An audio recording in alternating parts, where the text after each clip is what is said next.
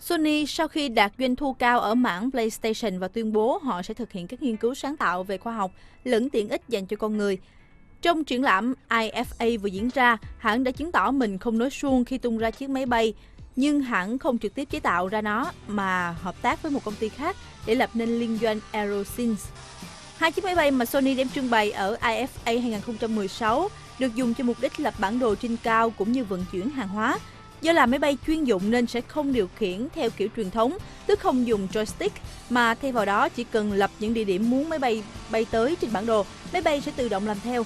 Khi ở trên không, máy bay sẽ tự động phản ứng theo môi trường xung quanh và không cần nhiều sự can thiệp của người dùng. Hiện tại, chiếc máy bay nhỏ mà Sony trưng bày đang gắn camera QX30 của họ, trong khi máy bay lớn thì không gắn gì cả. Lý do là máy bay lớn có thể dùng cho mục đích chuyên chở, ví dụ như để vận chuyển thuốc hay nhu yếu phẩm đến các khu vực mới bị tai nạn. Tốc độ tối đa của máy bay này là 250 km/h và pin đủ để bay khoảng 1 tiếng, trong khi máy nhỏ là 100 km/h và 20 phút.